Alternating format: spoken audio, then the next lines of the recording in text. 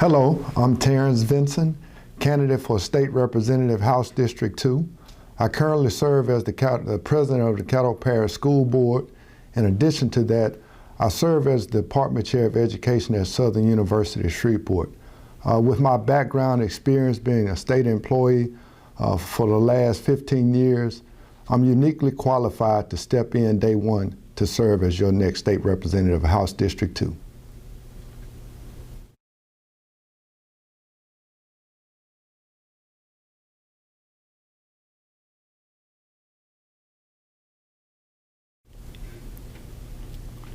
There are so many reasons why I'm uniquely qualified. I'll start with my background.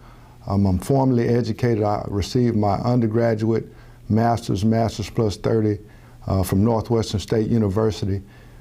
In addition to receiving my doctorate degree in developmental education from Grambling State University, I highlighted that I'm the Department Chair of Education at Southern University Shreveport, but more importantly, I've been a legislative assistant for State Representative Kenny Cox for the last 12 years. So at least I know where the person, place, and things in the restrooms are in the Capitol. But this day and time in society is all about building relationships. And over this past 12 years, I've done that. In addition to that, I've been mentored by Representative Cox, Colonel Cox as they call him, to talk about the things that are pressing like insurance, COLA. We also need to ensure that we have universal pre-K for our babies. So it's very important that you elect me as your next state representative of House District 2, because again, with my background, my experience, my relationships, and my knowledge of just where we are as a state, I know I'm uniquely qualified to step in day one to be able to serve.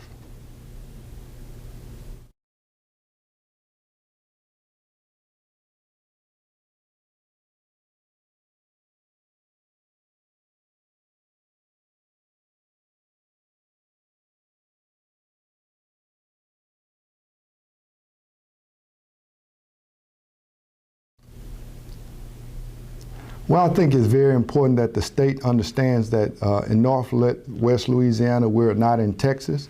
I think with a stronger us working together in Shreveport-Bossier, that helps us. We can't compete with Dallas or New Orleans or Jackson, Mississippi alone. We must come together as a region and work together, not only from an infrastructure standpoint, business and industry. So I believe the state simply needs to highlight highlight this region in a stronger, better way. For an example, we have the Independence Bowl. We can use the Independence Bowl and other activities we have. We just had the Soul Food Festival here in Shreveport, and we can market it better. I think without those tourism dollars, what we call new money coming into this region, it's very difficult for us to ensure that we have the proper roads and drainage and streets and bridges. And so that's very important that we double down on our tourism, because again, that's what folks love around the world about Louisiana. And we have our own uniqueness. Again, I bring up the Soul Food Festival. Soul food in Louisiana is anything from gumbo to greens to pound cake. And so again, we must develop and create our own festivals in this region. In addition to the Bossier and Bossier City, we have the Bojacks, the East Bank region, which is, again, developing and spawning business and industry and using local talent in order to really create business and industry and those dollars we need in order to spread the wealth, because let's be frank, we can't afford to keep footing the bill alone. So I think with additional tourism, the state helping us do that, the Lieutenant Governor has been wonderful as far as receiving calls and trying to help us promote this region of the state. So in my estimation, I think with increased tourism, spotlight on this region of the state will help us bring in those new dollars to be able to do the things we so desperately need to do.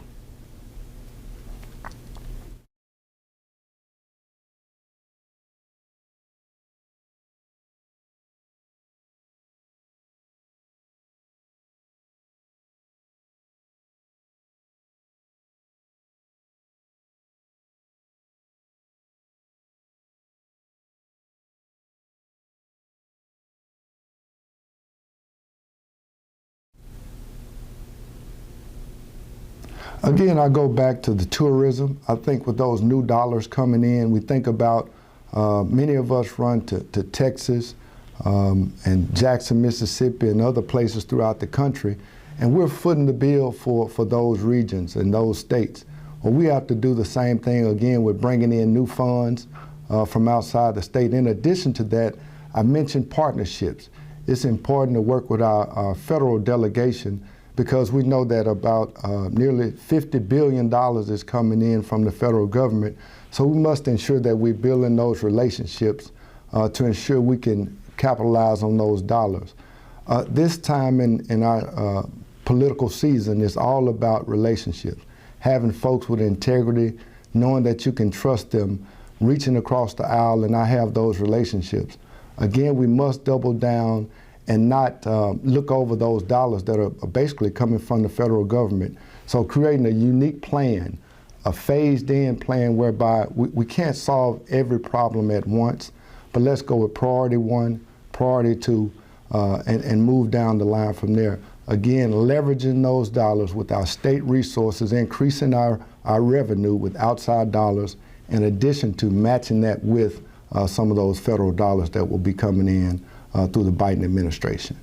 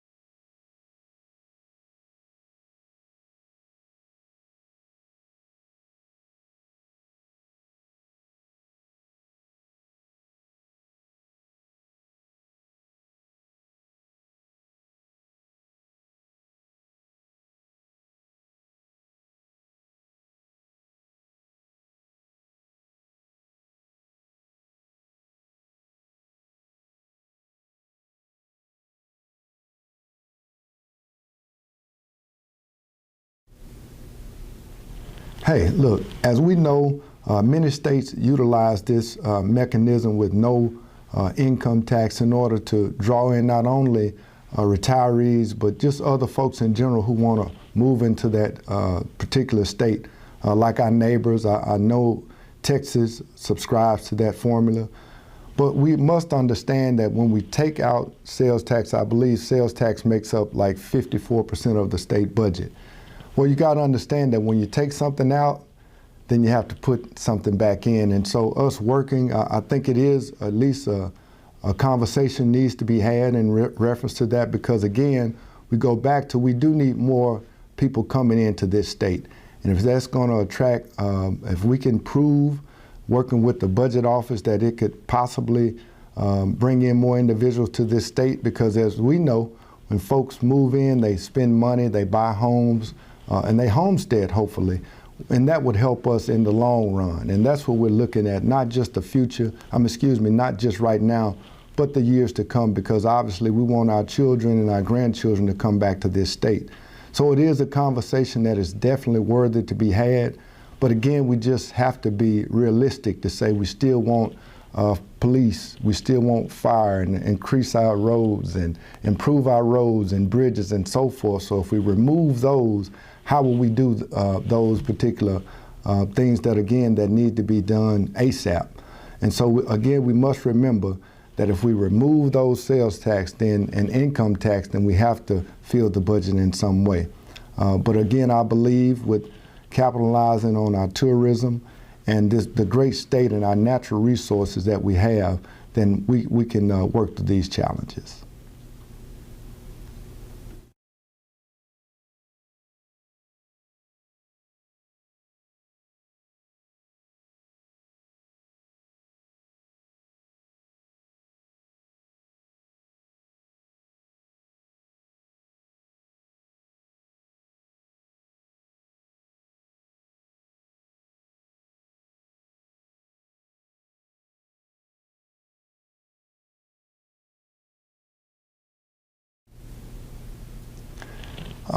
Listen, with my background, with my doctorate being in developmental education, it's vital that we have universal pre-K.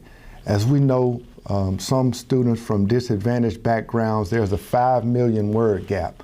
Just imagine if your mother was a lawyer and your father is a teacher or a principal or whatever that may be their profession. Imagine the language they hear. They hear annuities, they hear bank account, just the natural conversations that are going on in the home. And so we need to ensure that we can help students that don't hear that vocabulary or may not have that exposure, that we're providing resources in that of universal pre-K, because again, we need them to come to kindergarten. As we know, kindergarten wasn't even mandatory until this last year. Many people didn't know that. We've just moved to making kindergarten mandatory. And so we understand if students aren't on grade level by the grade 3, then we know what happens, that we build, what we've heard, that we build jails. And so we need to double down on early childhood, because again, look how much we spend to incarcerate persons per year. I would prefer that investment up front, whereby students can make a better decision about what they want to study, whether it's academic path or career and technical education path. Again, I think it's vitally important that this state invest heavily in early childhood education, because again, that's how we begin to change the wave of folks exiting out of the state. We have goals of so many people achieving 2- and 4-year educations by 2030. Well, I believe this is the first step toward that, meeting that goal. Again, we want our babies, once they get to kindergarten at 5 years old, to be on grade level and come prepared, ready to learn. So it's absolutely vital that we invest and invest heavily in universal pre-K.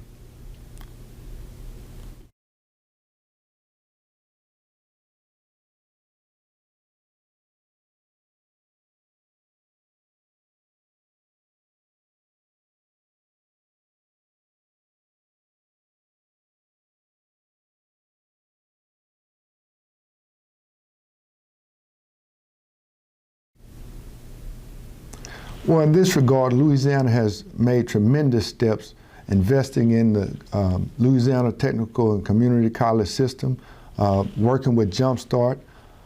With my background working at a 2-year institution, we've also were very engaged in it, on the forefront of developing the Jumpstart regional pathways.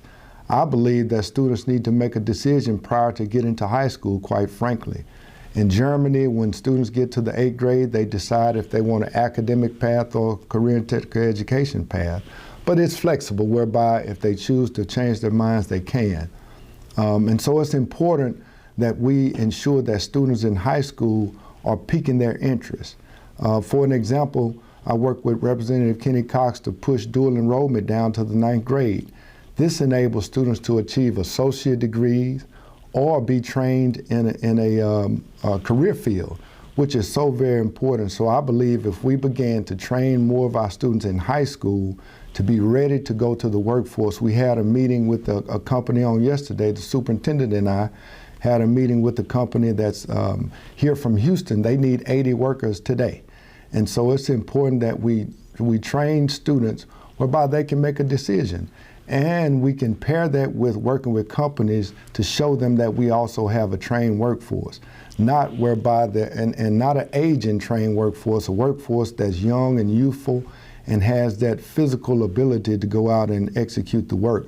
And that's paired in also with recruiting and bringing in more jobs to this state with our industrial jobs. Remember when we had General Motors, GE, AT&T? Folks can go to work and earn also a livable wage. It's so very important we understand and highlight. People need a livable wage. And I think that training also helps just the whole picture of us not only pulling in more, attracting more people to this state, but having those dollars to look at the income tax and so forth. So just to answer your question directly, I believe utilizing the Jumpstart pathways in all regions, most especially in Northwest Louisiana. Southwest Louisiana has done a phenomenal job of of cultivating young students, whereby when it's time for them to graduate, they have the skills needed to help us attract business and industry to this state and region.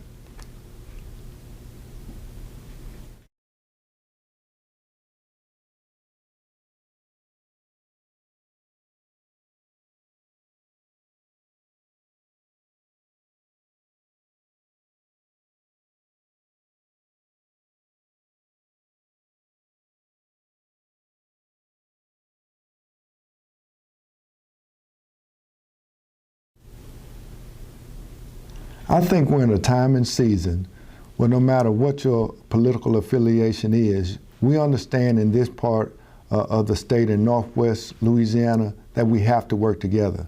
I believe that the elected officials, whomever is elected, have those relationships and understand that it has to be a common camaraderie amongst this delegation.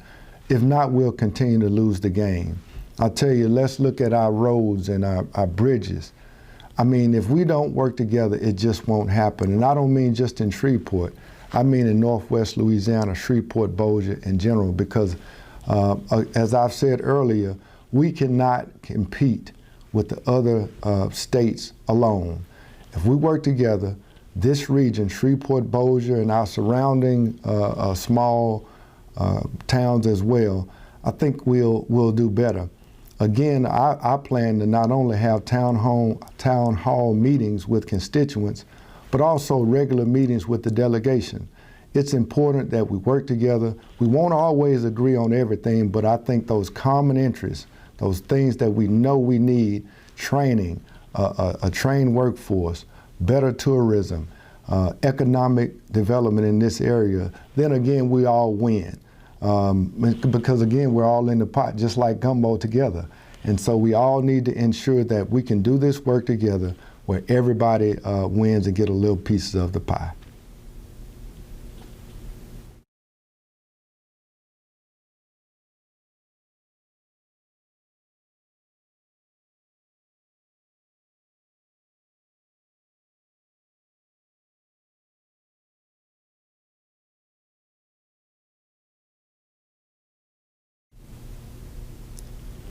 I believe it's a space whereby we have a tremendous opportunity with offshore turbines, things of that nature, just where we're uniquely positioned. And I believe we just have to be innovative and creative and not be scared of moving to the future.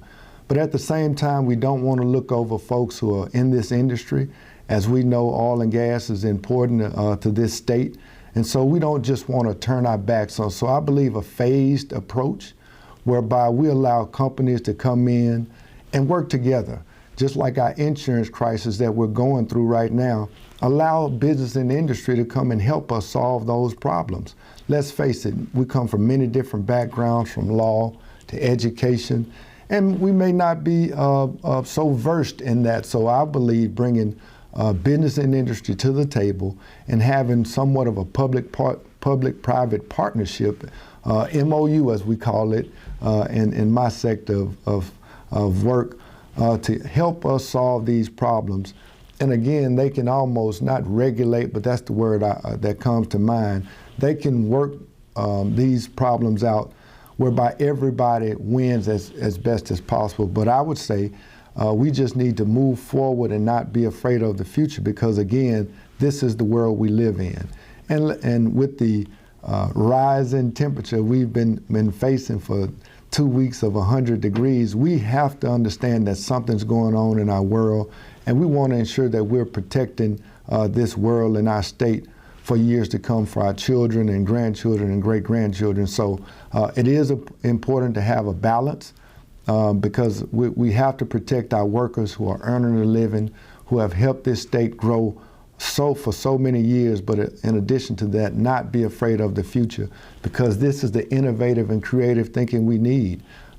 Factories may be able to pop up in Louisiana, or we could be somewhat of a pilot program for renewable energy. So it is the wave of the future, and I believe this is also can be a way to develop another form of energy, because let's also think about this. You still need lubricants for those turbines to turn. And so I don't believe that oil and gas will ever be just depleted completely, because again, you still need it in many segments of that work, completing the turbines again with oil and gas.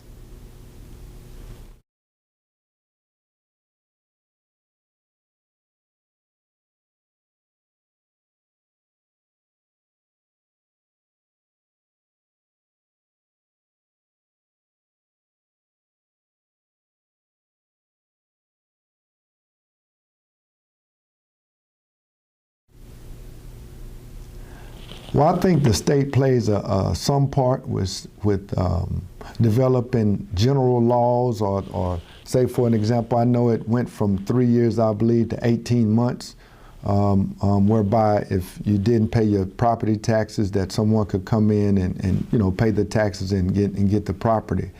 But at the same time, I also believe in local.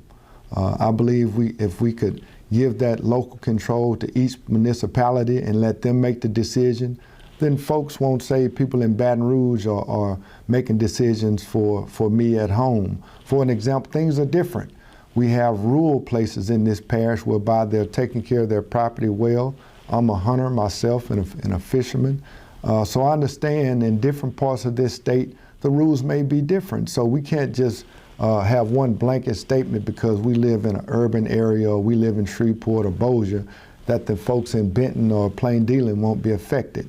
So it's so very important that I believe that we push those decisions down to the local folks, the local people of this state, and they understand how to make the best decision for themselves and their representatives that they've chosen, not state representatives, but city council persons and parish commissioners, for an example, to help make those decisions for them, whereby their voice can be heard from more of a regional standpoint, because again, we're so unique as a state that it's very difficult for us in Baton Rouge to make decisions for folks that are all throughout this wonderful, great state.